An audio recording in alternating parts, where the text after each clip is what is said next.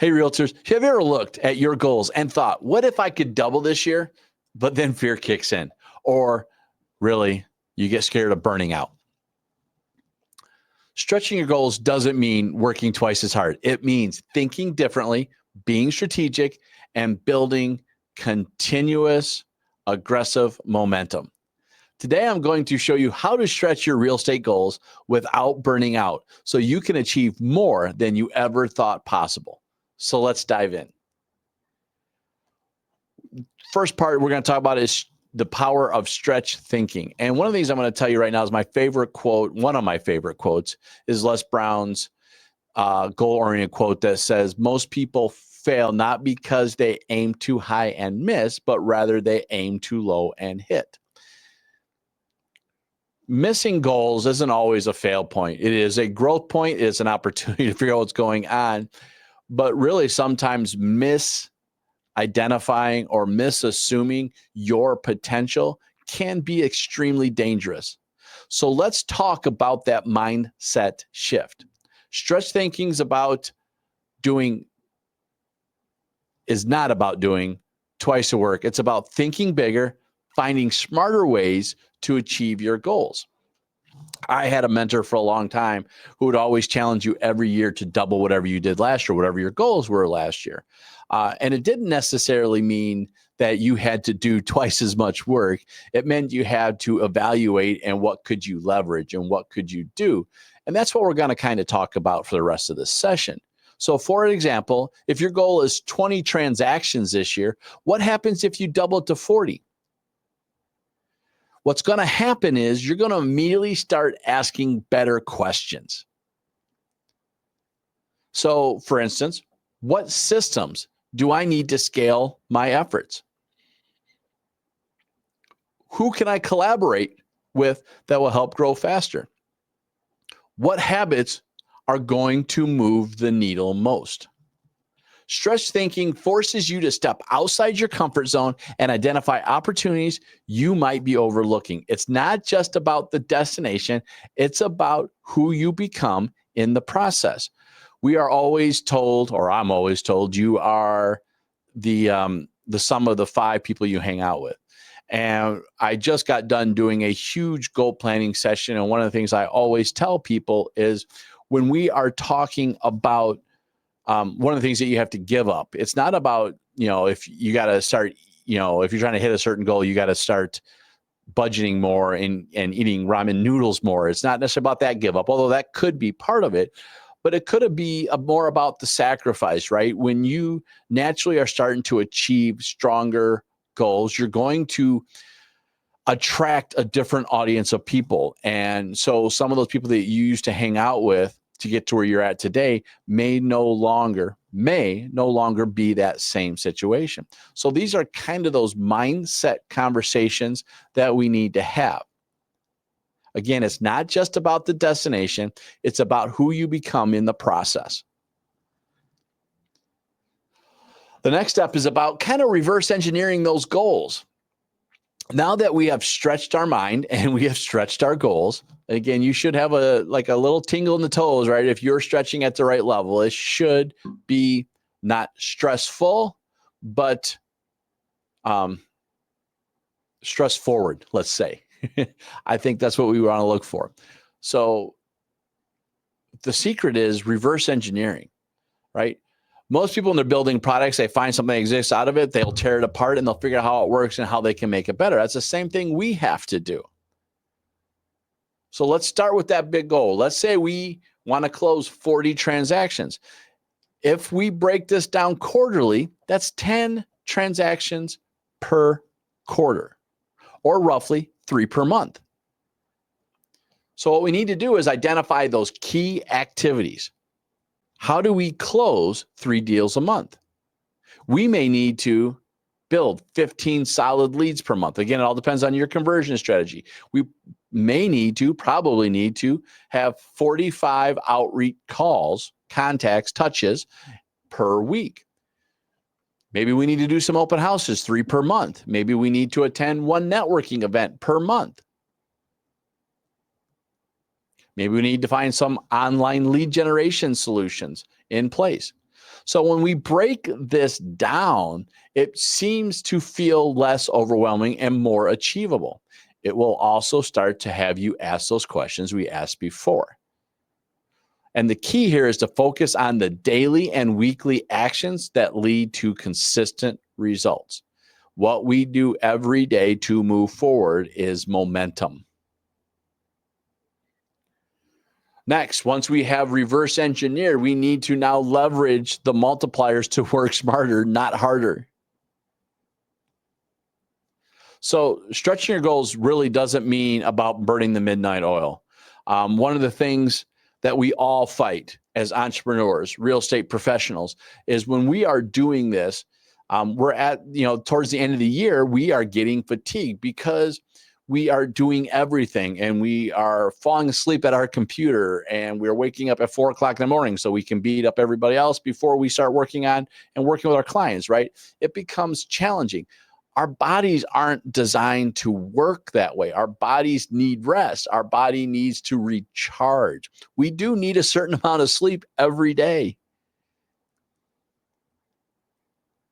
So if we're not going to burn the midnight oil, what do? It does mean we need to find leverage points to multiply your results.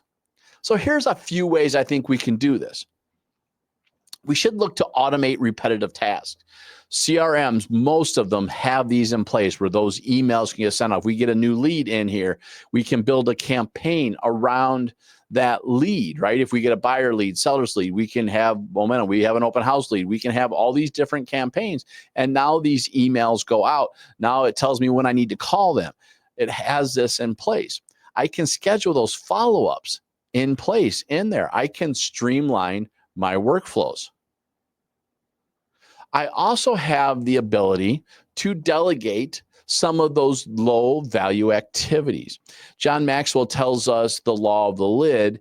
To get exceptional, we should always focus on growing our strengths and managing our weaknesses. Now, I'm paraphrasing that a bit, but that's how I take it. To be exceptional, we grow our strengths. To become average, we grow our weaknesses. It does not mean we don't try to focus on some of those weaknesses because we can make them exceptional. But to be exceptional, grow our strengths, which means those low value activities we may need to leverage. I think we need to be focusing our time on income generating tasks like prospecting, negotiations, client relationship. But our admin tasks, as soon as we can afford to do this, delegate those out. Do a virtual assistant, have a team member. Find those offices that offer some of those solutions. Maximizing each opportunity will result in success. For example, turn an open house into a lead generating event by creating a follow-up campaign for attendees that can't fail. Tap into your sphere. Your SOI should be your biggest multiplier in business. It is the best percentage convertible business. So as long as you stay top of mind with regular updates and value-driven content, you're going to be successful. Again, it's not about working harder. It's about working smarter and making every effort count. And I'm going to tell you, before I get to this last section, it has become tremendously easier. And watch some of my previous videos. I'll have some up here at the very end about using AI. AI can build those campaigns. AI can help you build those emails, build systems in place. It can get this done for you fairly simply and not have to leverage all your time for a virtual assistant. Virtual assistants are very important, but you can get this done. Again, prioritize that lead generating, that money making events, and try to find other ways to leverage that out. Now, how do we avoid that burnout? So those keys to sustaining big goals is avoiding burnout. So let's address that elephant in the room. I want to say it again. Stretching your goals doesn't mean sacrificing your well-being.